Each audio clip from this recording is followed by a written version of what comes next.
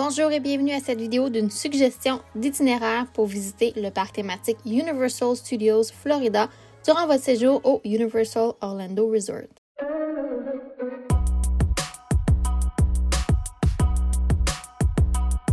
Donc aujourd'hui, je te présente comment moi, j'aime naviguer le parc thématique Universal Studios Florida pour une journée qu'on visite seulement ce parc thématique-là. Donc on a un billet de parc qui nous donne accès à un parc par jour. Je vais faire plus tard une mise en situation pour le parc Islands of Adventure et une autre mise en situation si on a un billet Park to Park et qu'on a accès au train d'Harry Potter, à quoi ça pourrait ressembler une journée pour optimiser son temps. Donc, c'est ma suggestion à moi, comment je visiterai le parc et dans le fond, je veux qu'on maximise notre temps pour attendre le moins possible en file, mais également qu'on zigzague le moins possible dans le parc thématique, donc on s'évite des pas. Et je veux également inclure quelques spectacles, puisque le parc Universal Studios Florida offre plusieurs spectacles qui sont quand même très intéressants et si tu planifies visiter la destination durant l'été, bien, je les ai placés de manière stratégique pour te donner une pause en après-midi si jamais tu comptais visiter le parc du matin au soir. Donc, tout est planifié pour avoir une journée quand même plus relax, même si c'est une grosse journée, elle est quand même bien planifiée. Donc, le parc ouvre généralement à 9 h le matin. Je te conseille d'arriver d'avance pour avoir le temps de soit stationner ton véhicule ou d'arriver au City Walk, passer la sécurité et te rendre jusqu'au Universal Studios Florida. Et la première attraction que je te recommande, c'est d'aller faire Harry Potter and the Escape from Gringotts. Donc, c'est dans la section Harry Potter, c'est vers le fond du parc. C'est une attraction que généralement le matin, on devrait attendre en moyenne 30 minutes. Et ici, pour cette attraction-là, ne te fais pas déjouer par la file de single rider, donc les visiteurs uniques, puisqu'elle n'avance pas vraiment très vite. Là, tu es mieux de faire l'attraction avec la file d'attente régulière pour pouvoir avoir l'expérience complète, entrer dans la banque de Gringotts et voir tous les détails, puisque dans la file single rider, on coupe la file complètement et on va seulement directement à l'embarcation. Donc, c'est un petit conseil pour toi. Ensuite, j'irai faire Men in Black Alien Attack et dans le fond, vers le matin, là, ici, on devrait avoir un 10 minutes d'attente sur l'attraction qu'on pourrait même faire 2-3 fois si jamais on l'aime beaucoup et on va devoir mettre nos effets personnels dans un casier. C'est quelque chose qui est assez récurrent là, à plusieurs attractions Universal, donc on apporte un sac pas trop gros. Donc, à la première attraction que je t'ai présentée, Gringotts et Men in Black, on met nos choses dans un casier. Ensuite, on irait à l'attraction des Simpsons, qui est un simulateur. Si tu n'aimes pas le 3D, mais le 3D un petit peu plus vieillot, là, dans les premiers 3D, là, ça te donne mal à la tête, fais pas cette attraction-là, mais sinon, c'est une belle attraction familiale. Ici, j'ai pas souvenir qu'il y a des casiers, mais on a un endroit spécifique où est-ce qu'on peut déposer nos effets personnels. Ensuite, je te conseille l'attraction E.T. Adventure, qui est un classique du parc thématique. C'est vraiment à voir. Et si ça t'en dit, tu es près de la section DreamWorks Land, qui est la section pour les plus jeunes, mais il y a quand même des belles attractions, des rencontres avec personnages. C'est quand même très intéressant à savoir. Là, on serait vraiment vers l'heure du lunch si on arrive à l'ouverture à 9 h et on fait les attractions que je t'ai mentionnées. Donc moi, je te conseille de prendre ton lunch au Krusty Burger. C'est dans le fond, l'endroit où est-ce qu'on peut manger le burger iconique des Simpsons. Il y a différentes stations pour tous les goûts, donc ça restera vraiment facile pour les familles puisqu'il y en a pour tous les goûts et il y a environ 3-4 stations qu'on peut choisir différents items et ensuite on paye. Donc ça se fait super bien à ce restaurant-là quand on a une famille avec différents goûts qui ne veulent pas nécessairement manger la même chose. Bien ici, il y a plusieurs options. Ensuite, bien, on voudrait digérer, là, donc je te conseille.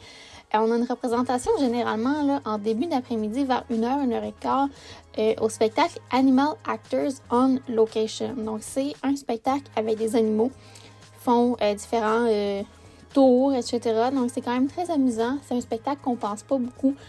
Donc, c'est pas tout le monde qui sait qu'à Universal Studios Florida, il y a des spectacles. Et celui-là, c'est quand même très intéressant. Donc, ça nous fait une pause après avoir mangé et on est assis. Donc, on a un regain d'énergie là, pour la suite de notre journée.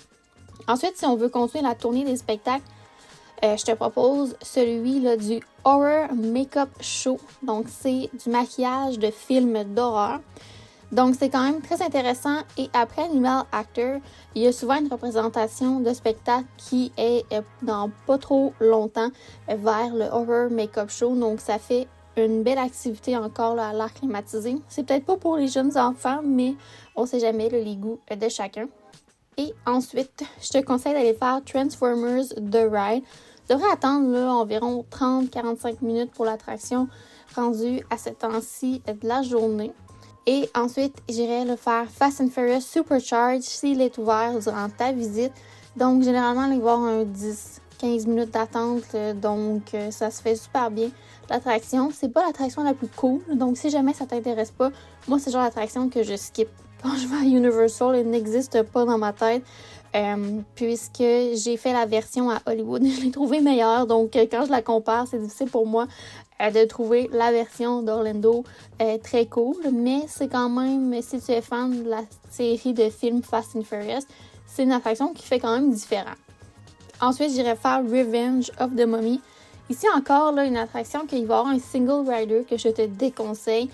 Puisque le single rider, il avance presque pas à Revenge of the Mummy. Donc, aussi bien mieux faire la file régulière pour cette attraction-là. Et j'adore cette montagne russe-là. Donc, c'est dans mes coups de cœur à Universal. Ensuite, on fait un petit peu d'air climatisé. J'irai faire Race Through New York avec Jimmy Fallon. Donc, c'est un grand écran simulateur. Donc, nos bancs là, vont bouger. Là, c'est un peu du 4D. On a généralement là, 10 à 15 minutes d'attente pour l'attraction, des fois un petit peu plus, mais là, si on est en fin d'après-midi, ça va être relativement assez court. Et ensuite, je te conseille d'aller faire l'attraction des Minions. Donc, cette attraction-là, je ne l'ai pas mis le matin, puisque à l'ouverture du parc, généralement, le temps d'attente va gonfler pour cette attraction-là, puisque c'est la première que les gens voient, donc c'est la première qu'on se met en film. Donc, je te conseille plutôt là, vers la fin de l'après-midi d'aller le faire si ça t'en dit. C'est encore une fois là, devant un écran géant et nos bancs vont bouger sur place et c'est en 4D. Ensuite, j'irai juste en face là, au Illumination Villain-Con Minion Blast qu'on devrait avoir un 10 à 15 minutes d'attente. Et j'ai mis le spectacle de Bourne Stuntacular à la fin de la journée parce qu'ils ont des représentations souvent là, vers 16h, 17h. Donc, c'est une bonne façon de terminer notre journée. On est vers l'entrée du parc, donc après ça, si on a terminé le parc au complet, on pourrait manger dans le parc ou bien on pourrait juste sortir du parc, aller à City Walk, souper là, retourner à l'hôtel, quitter. Mais je l'ai mis ici, mais on aurait pu l'écouter en après-midi. Il y a différentes représentations au courant de la journée. C'est mon spectacle favori à Universal. Si tu peux seulement en choisir un parmi les 3 que je t'ai présentés, j'irai voir de Bourne Stuntacular. Un spectacle un peu plus adulte, adolescent, donc c'est des jeunes enfants qui n'aiment pas vraiment les films d'action, ça les effraie. Peut-être à éviter, mais généralement, c'est quand même un bon spectacle. Donc, c'est certain que le parc thématique là, comprend, par exemple, Rip Ride Rocket, la grosse montagne russe qu'on monte à 90 degrés.